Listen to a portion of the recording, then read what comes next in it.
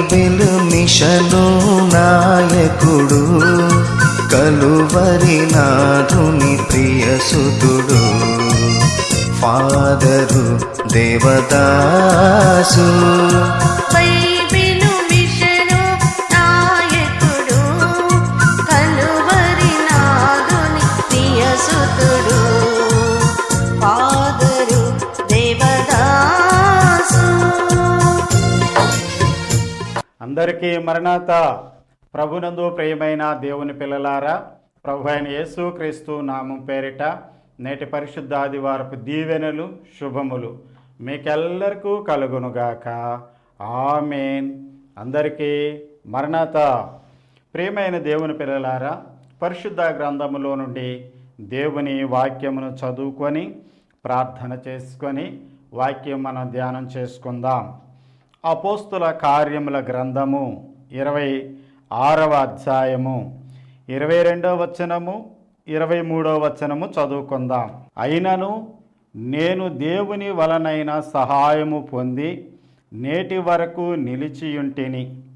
క్రీస్తు శ్రమపడి మృతుల పునరుద్ధానం పొందువారిలో మొదటి వాడగుట చేత ఈ ప్రజలకును అన్యజనులకును వెలుగు ప్రసరింపబోవునని ప్రవక్తలను మోషేయు ముందుగా చెప్పినవి గాక మరి ఏవియూ చెప్పక అల్పులకును ఘనులకును సాక్ష్యమిచ్చుచుంటిని.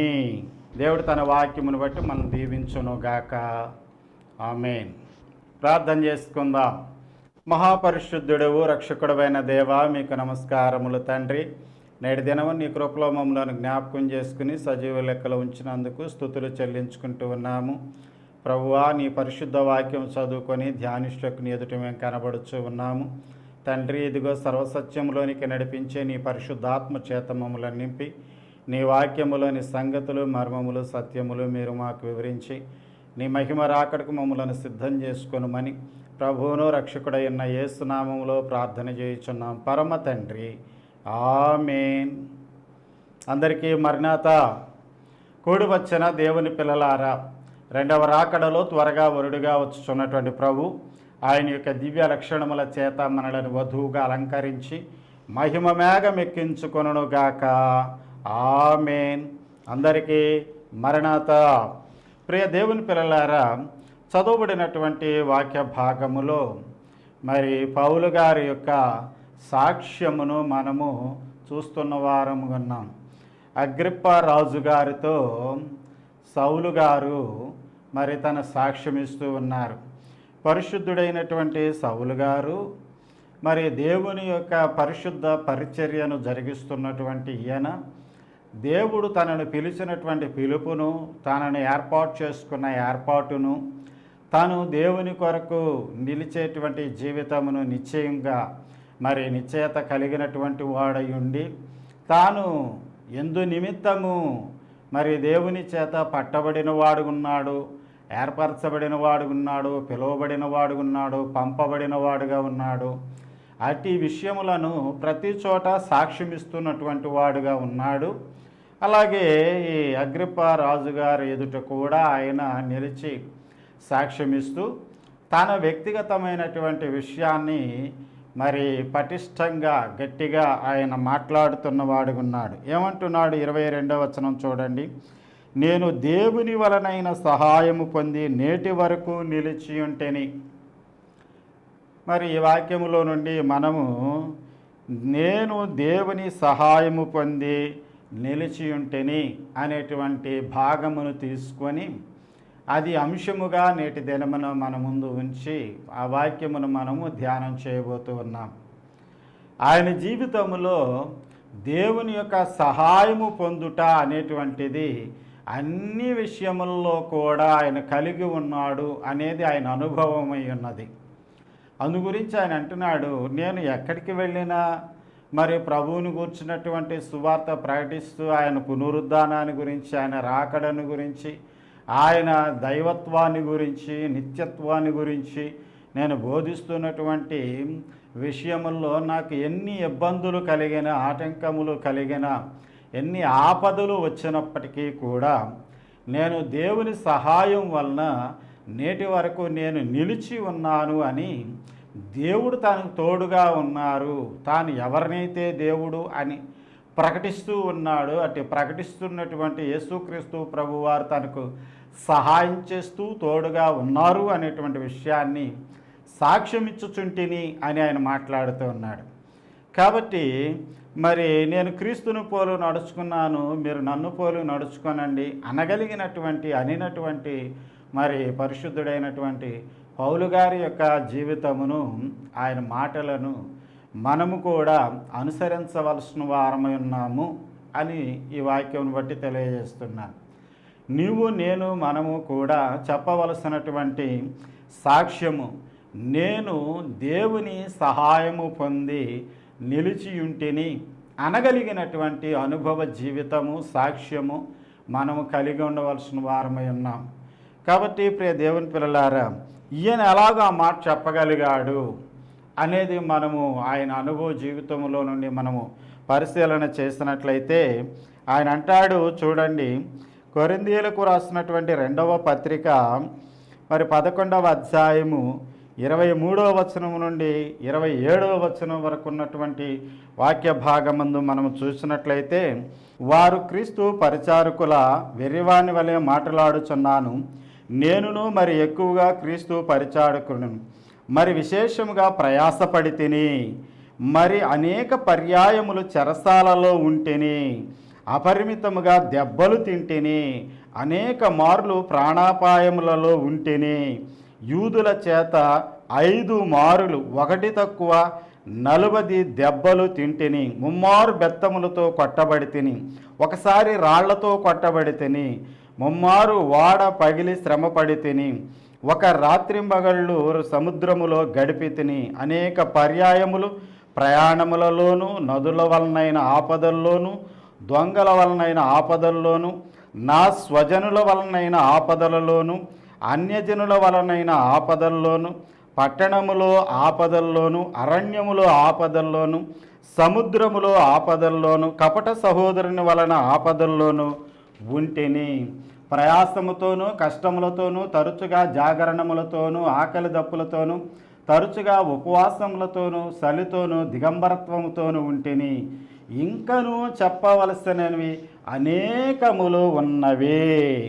చూడండి, ఆయన తన అనుభవ జీవితంలో ఇన్ని ఇబ్బందులు పడినవాడుగా, ఆపదల్లో చిక్కుకున్నవాడుగా, రాళ్లతో కొట్టబడినటువంటి వాడుగా, చెరసాల్లో వేయబడినటువంటి వాడుగా, మరి బెత్తముతో 5 మార్లు మరి కొట్టబడినటువంటి వాడుగా ఇన్ని శ్రమలను అనుభవించి ఆయన ఏమంటూ ఉన్నాడంటే, ఇంకా ఉన్నాయి చెప్పవలసినవి.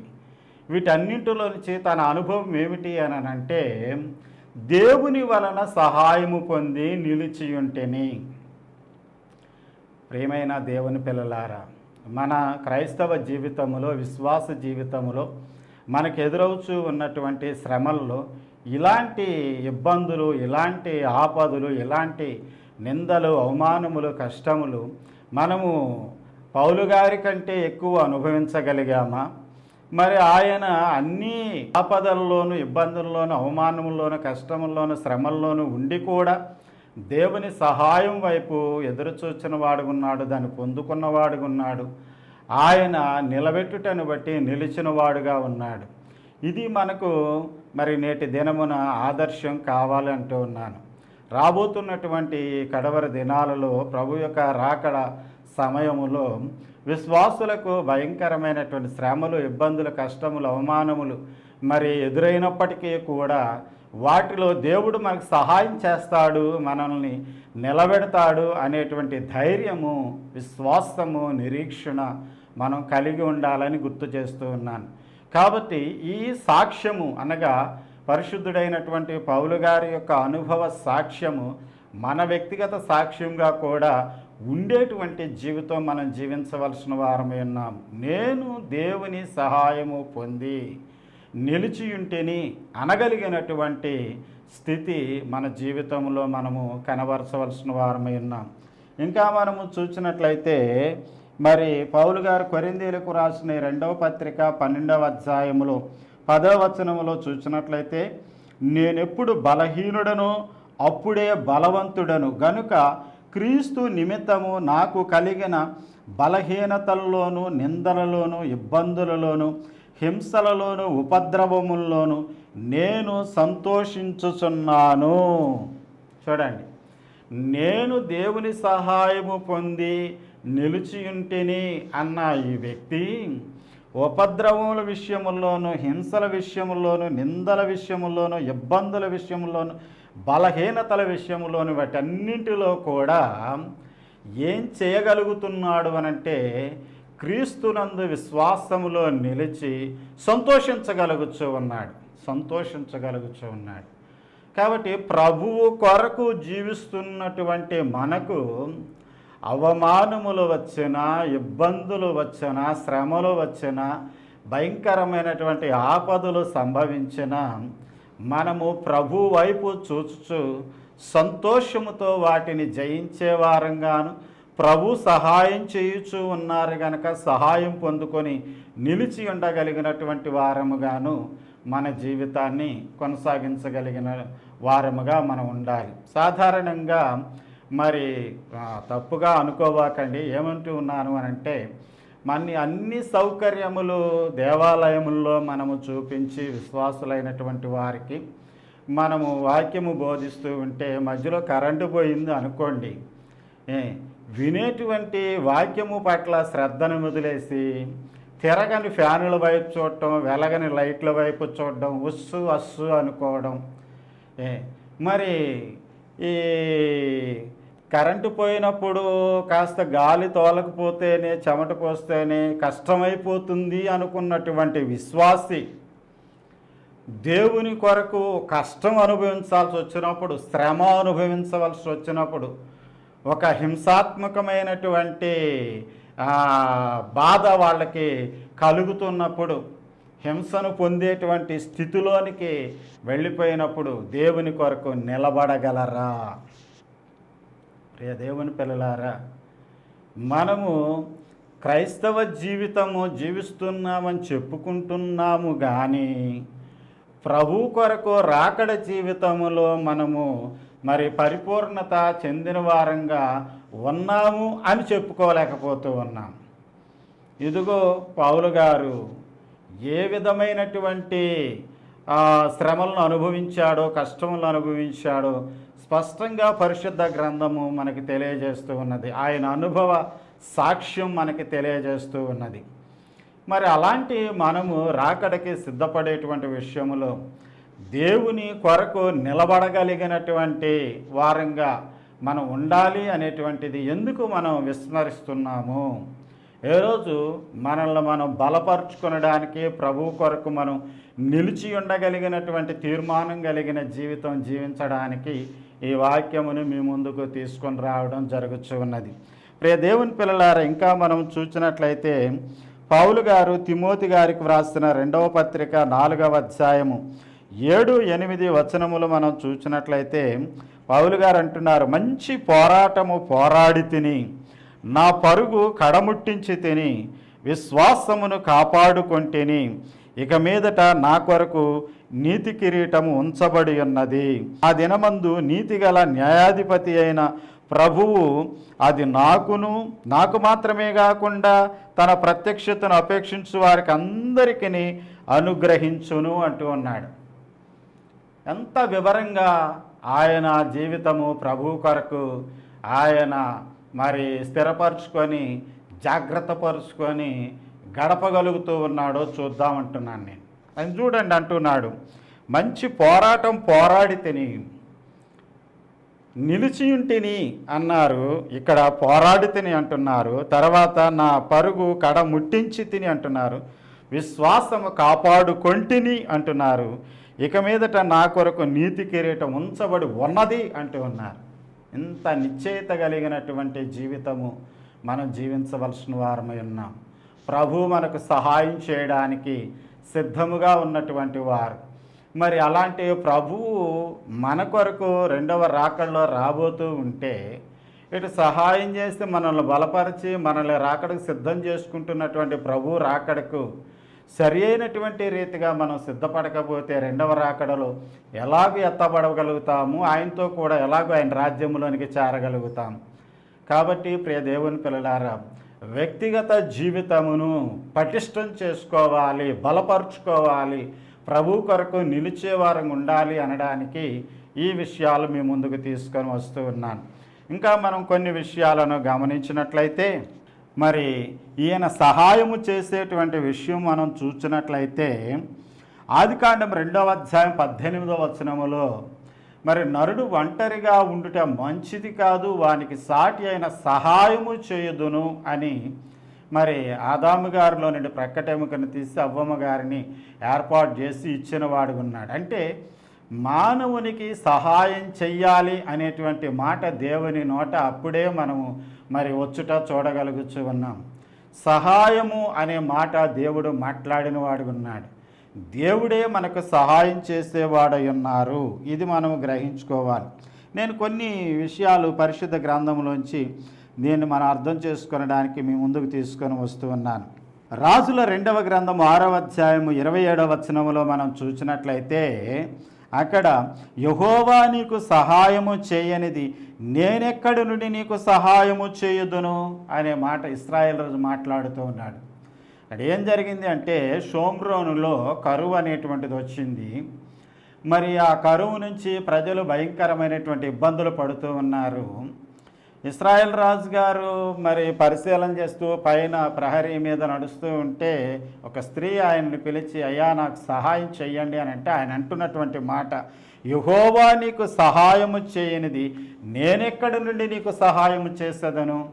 అంటే దేవుడే సహాయం చెయ్యాలి, నేను ఈ కరువులో నుండి ఏ విధమైనటువంటి సహాయం నీకు చెయ్యలేను అని మాట్లాడి, అయినా అసలు ఏం జరిగింది అని అడిగితే ఆమె చెప్తుంది, అయ్యా నిన్నటి దినాన మరి ఈ కరువును బట్టి ఇబ్బందిని బట్టి నా బిడ్డని వండుకొని తిన్నవారంగా ఉన్నాం. నా తోటి వారు ఏమన్నారు అని అంటే, ఈరోజుకి నీ బిడ్డను వండుకొని తిందాము, రేపు నా బిడ్డని సంహరించి వండుకొని తిందాము అని చెప్తే దానికి నేను ఇష్టపడి నా బిడ్డని సంహరించి మేము వండుకొని తిన్నటువంటి వారంగా ఉన్నాం. అది గడిచిపోయింది.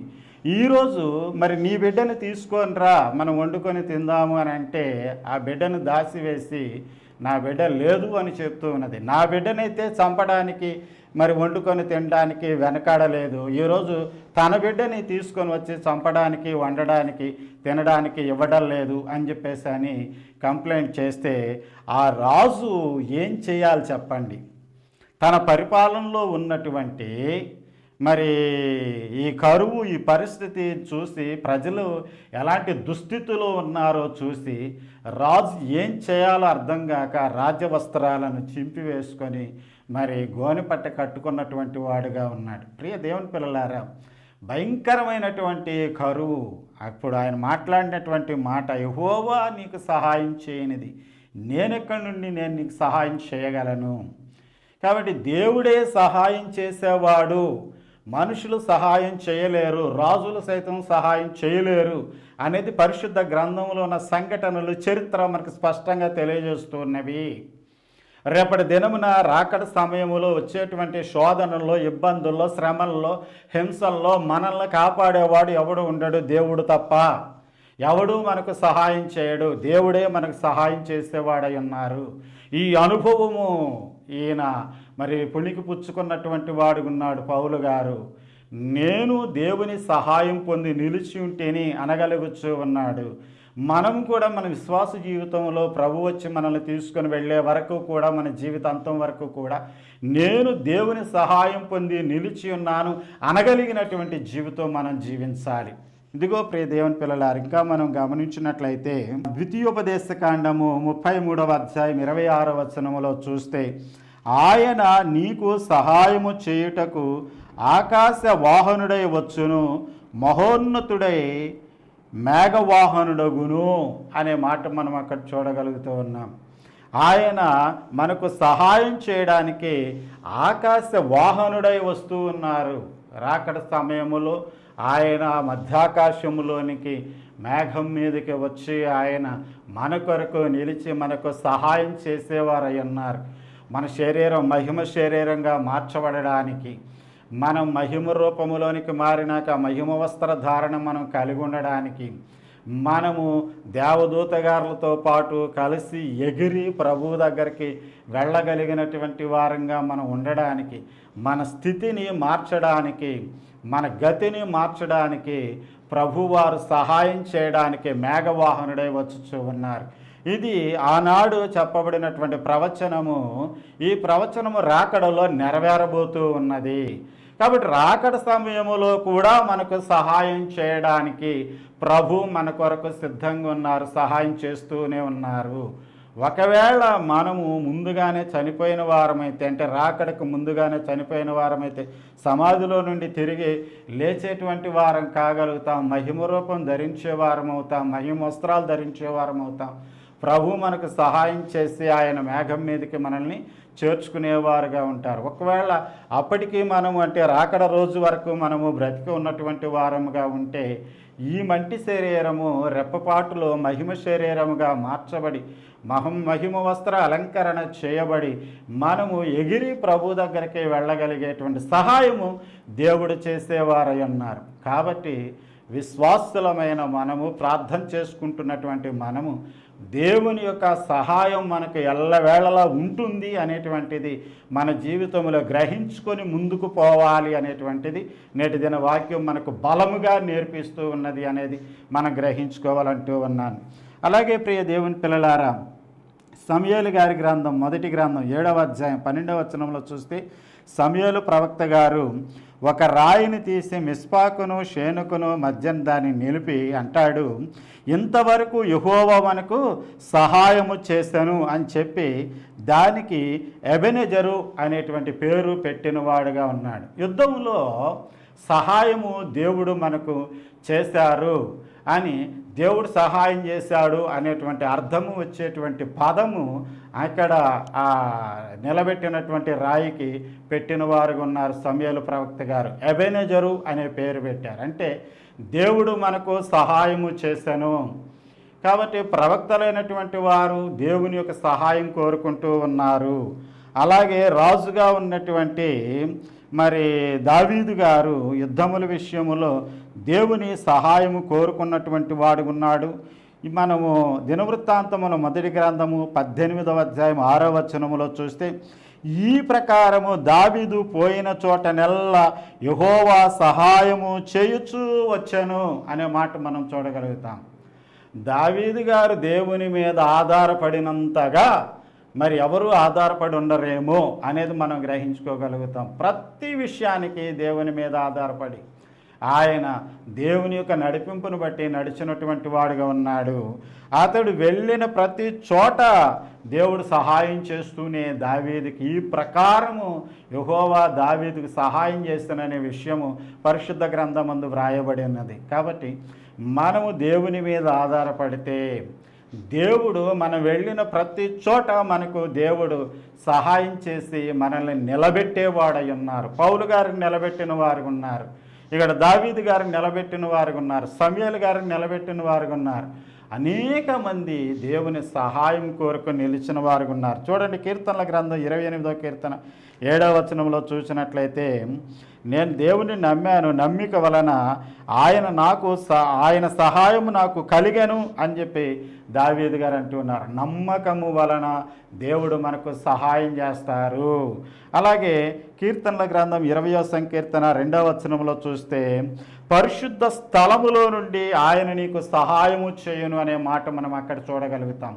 కాబట్టి పరిశుద్ధ స్థలములో నుండి దేవుడు మనకు సహాయం చేస్తున్నాడు. నీకు పరిశుద్ధమైన దేవాలయంలో దేవుని సన్నిధిలో నీవు దేవుని ఆరాధించి ప్రార్థించు, నువ్వు దేవుడిని ఏమడుగుతూ ఉన్నావో అక్కడి నుంచే దేవుడు నీకు సహాయం చేసి నిన్ను నిలబెట్టేవాడుగా ఉన్నాడు, నిన్ను కాపాడేవాడుగా ఉన్నాడు, నీకు జయమిచ్చే దేవుడుగా ఉన్నాడు, నీ పక్షంగా నిలిచేటువంటి వాడుగా ఉన్నాడు. ఇన్ని విషయాలు మనకు పరిశుద్ధ గ్రంథం తెలియజేస్తూ ఉన్నది. కడవరి దినములు విశ్వాసులమైనటువంటి మనము, ప్రభు రాకడి కొరకు ఎదురు చూస్తున్నటువంటి మనము మన జీవితమును వ్యక్తిగతంగా నేను దేవుని సహాయం పొందాను అనేటువంటి అనుభవంతో ముందుకు కొనసాగించుకొనవలసిన వారమై ఉన్నాము అంటూ ఉన్నాను.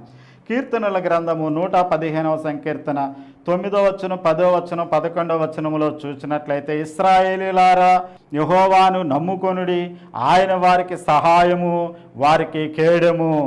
అలాగే అహరోను వంశస్థులారా యెహోవాను నమ్ముకొనుడి, ఆయన వారికి సహాయము వారికి కేడము. అలాగే చూడండి, యెహోవా యందు భయభక్తులు గలవారులారా యెహోవాను నమ్ముకొనుడి, ఆయన వారికి సహాయము వారికి కేడము. చూడండి 3 వచనాల్లో కూడా దేవుని నమ్ముకోండి, దేవుణ్ణి నమ్ముకోండి, దేవుణ్ణి నమ్ముకోండి, ఆయన మీకు సహాయం చేస్తాడు, ఆయన మీకు కేడంగా ఉంటాడు. మరి ఇశ్రాయేలులారా అనడము అనేటువంటిది దేవునితో పోరాడి గెలిచేవారుగా ఉండాలి అని. అహరోను వంశస్థులారంటే దేవుని యొక్క పరిచర్య చేసేవారుగా ఉండాలి అని.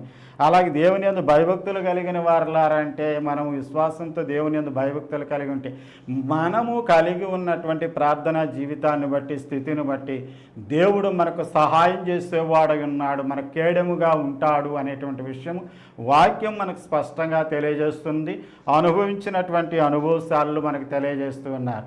ఇంకా చూసినట్లయితే హెబ్రీయులకు రాసిన పత్రిక 2వ అధ్యాయం 18వ వచనంలో చూస్తే యేసుక్రీస్తు ప్రభువు వారు శోధింపబడి శోధనలను జయించి ఎవరైతే తన వలె శోధింపబడుచు ఉన్నారో వారికి సహాయము చేయువాడై ఉన్నాడు అనేటువంటి విషయాన్ని కూడా పౌలు గారు చక్కగా వివరించినటువంటి వారు ఉన్నారు. కాబట్టి ఆయన శోధనలను అనుభవించాడు, జయించాడు. శోధింపబడుతున్నటువంటి మనకు సహాయం చేయడము ఆయనకి చేతనవును. జయము పొందిన ఆయన మనకు జయము ఇవ్వడము ఆయనకి చేతనవును. కాబట్టి యేసుక్రీస్తు ప్రభువు వారు ఎవరైతే శోధింపబడుతున్నారో వారికి సహాయం చేసి విజయాన్ని ఇచ్చేవాడై ఉన్నారు అనేటువంటి విషయం స్పష్టంగా మనకు తెలియజేయబడుతున్నది. కాబట్టి నేటి దినమున దేవుని వాక్యం వినిచినటువంటి దేవుని పిల్లలారా, చివరిగా ఒక మాట చెప్పి నేను ముగించబోతున్నాను. అపోస్తలుడైన పౌలు గారు హెబ్రీయులకు రాసిన పత్రిక 4వ అధ్యాయము 16వ వచనములు అంటాడు, మనము కనికరింపబడి సమయోచితమైన సహాయము కొరకు కృప పొందునట్లు ధైర్యముతో కృపాసనము వద్దకు చేరుదము అంటున్నాడు. మనము కనికరింపబడి, యేసుక్రీస్తు కనికరం మనం పొందుకోవాలి, ఆయన కృపను మనం పొందుకోవాలి. ఎందుకంటే ఆయన సమయోచితమైన సహాయం మనకు చేసేవాడై ఉన్నాడు. ఎప్పుడు ఏ విధంగా ఎలాగ సహాయం చేయాలో ఆయన చేయగలిగినటువంటి సమర్థుడు, శక్తిమంతుడు. కాబట్టి ఆయన మనకు సహాయం చేసి మనల్ని నిలబెట్టేవాడు, మనల్ని కాపాడేవాడు, మనల్ని రక్షించేవాడు అయి ఉన్నారు. కాబట్టి కడవరి దినాల్లో మన విశ్వాసాన్ని ధైర్యపరచుకోవాలంటున్నాను. పౌలు గారు చెప్పినటువంటి సాక్ష్యము మన అనుభవ సాక్ష్యంగా కూడా మనం ఉండేటట్టుగా చూసుకోవాలంటూ ఉన్నాను నేను. ఈరోజు అంశము నేను దేవుని సహాయం పొంది నిలిచి ఉంటేని. కాబట్టి ప్రియ దేవుని పిల్లలారా, ప్రభు రాకడ వరకు నీవు నేను మనము దేవుని సహాయము అన్ని విషయముల్లోనూ సమయోచితమైనటువంటి సహాయము పొందుకున్నటువంటి వారమై నిలిచి ఉండి, ప్రభువా నీ కొరకు నేను నిలిచి ఉన్నాను, నన్ను నీ రాజ్యములోనికి తీసుకొని వెళ్ళు అనగలిగినటువంటి జీవితం మనం జీవించే వారంగా ఉండాలి. అట్టి ధన్యత భాగ్యము పరిశుద్ధాత్మ దేవుడు మనకందరికి అనుగ్రహించి మనల్ని దీవించునుగాక. ఆమేన్. అందరికీ మరణాత. ప్రార్థన చేసుకుందాం. మహాపరిశుద్ధుడా దేవా, నీకు నమస్కారములు తండ్రి. నేటి దినమున మేము వినినటువంటి అంశము సాక్ష్యము ప్రభువా మా వ్యక్తిగత సాక్ష్యంగా కూడా ఉండగలిగినటువంటి అనుభవ జీవితంలోనికి మమ్మల్ని నడిపించమని వేడుకుంటున్నాం. నేను దేవుని సహాయం పొంది నిలిచి ఉంటేని అనగలిగిన జీవితము మేమందరము జీవించినట్లు దేవా మమ్ములను దీవించి మీరు అక్కడికి సిద్ధము చేసుకోనమని త్వరగా వరుడిగా వచ్చుచున్న యేసునామములో ప్రార్థన చేయుచున్నాం పరమ తండ్రి. ఆమేన్. తండ్రి, కుమారుడు, పరిశుద్ధాత్మ సర్వశక్తిగల త్రియేక దేవుని దీవెన సదా మీకందరికి తోడయుండును గాక. ఆమేన్. అందరికీ మరణాత. ఎన్నో మిషనులు ఉన్నవి భూమిలో, ఎన్నో మిషనులు ఉన్నవి భూమిలో, సన్నిధి నేర్పిన సద్గురువెవరు, సన్నిధి నేర్పిన సద్గురువెవరు, సన్నిధి పరుడగు ఈ గురువే, సన్నిధి